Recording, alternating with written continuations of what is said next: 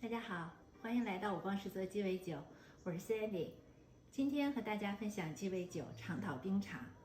长岛冰茶呢，并没有茶，但是它为什么叫冰茶呢？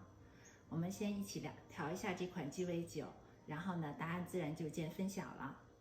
在今天的视频呢，我们呢先调一下长岛冰茶，然后聊一聊它的发明历史。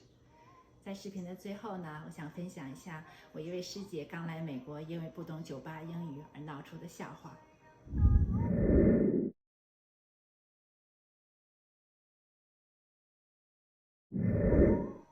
那先让我们调制长岛冰茶。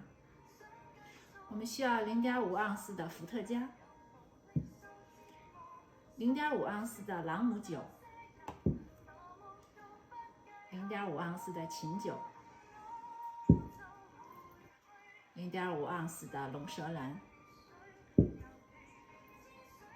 ，0.5盎司的橙酒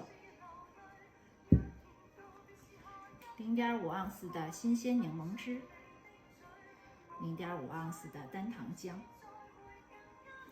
，3到4盎司的可乐。首先呢，将这5种烈酒呢加到调酒器中，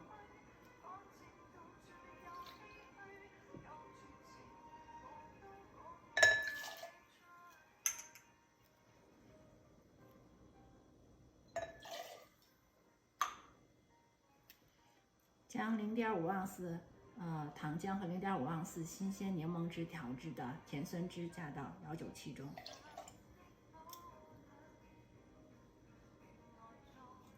加入冰，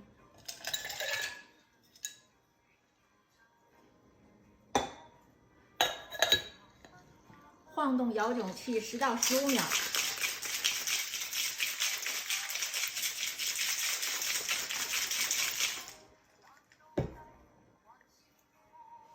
准备一个柯林斯杯，这种直上直下像烟囱似的杯子叫柯林斯杯。加入冰，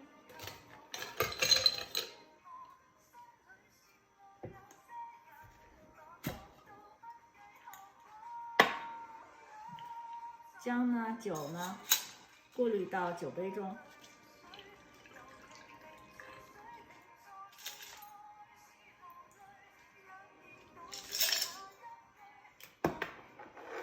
好，它现在呢，我们还没有茶的颜色，那茶是从哪儿来的呢？加入可乐，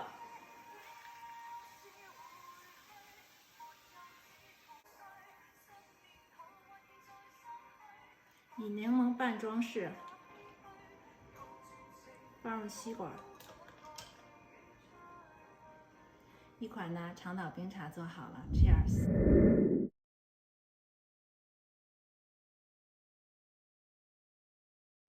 长岛冰茶的历史也是有争议的。一种说法是说它于美国禁酒时期发明。19世纪末，以新教基督徒领导的激进分子发起了禁止酒精饮料贸易的运动。他们认为酒精是酗酒、家暴和政治腐败的一切源泉。1920年，美国颁布了沃尔斯泰德法，禁止酒精饮料的销售、消费和生产。从而开始了美国历史上长达13年的禁酒时期。上有政策，下有对策。在田纳西金斯伯特长岛有一个非法制酒商叫查理·毕晓普，绰号老毕晓普。他以卖混合饮料为名来出售他生产的酒，并发明了长岛冰茶。20年后，他把配方传给了他儿子兰塞姆·毕晓普，绰号小毕晓普。兰塞姆又在原来的配方上加入柠檬汁和可乐，就成为现代版的前身。另一种说法是说，长岛冰茶是1972年由纽约长岛橡树滩客栈的酒保罗伯特·巴特在参加一次鸡尾酒比赛中发明的。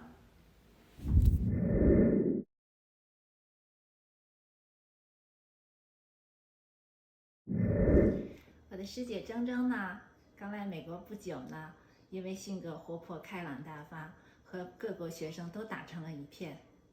有一天有一个美国同学问他：“Hey，铮铮 ，Let's go play pool after class。” 那你一听到 pool 呢，是不是马上就想到这个游泳池？那我的师姐也是这么想的。我师姐很有礼貌的回答说 ：“Thank you, but I don't have my swimming suits with me。”谢谢你，但是我今天没有穿游泳衣。那他的美国同学一听，表情就亮了。原来呀，他的同学呢是邀请我的师姐呢去酒吧打美式桌球。pool 呢，在英语里是指美式桌球的意思，而不是我们说的游泳池。那下次再有朋友邀请你去 play pool 的时候，你可千万别回答我不会游泳，或者我没有穿游泳衣啦。那今天的分享呢就到这里，希望你能喜欢。如果你喜欢呢我的视频呢，请给我留言、点赞或者订阅，我会每星期定期更新我的视频。那也请观看我其他的鸡尾酒调制以及历史以及有趣的美国生活经历。谢谢大家。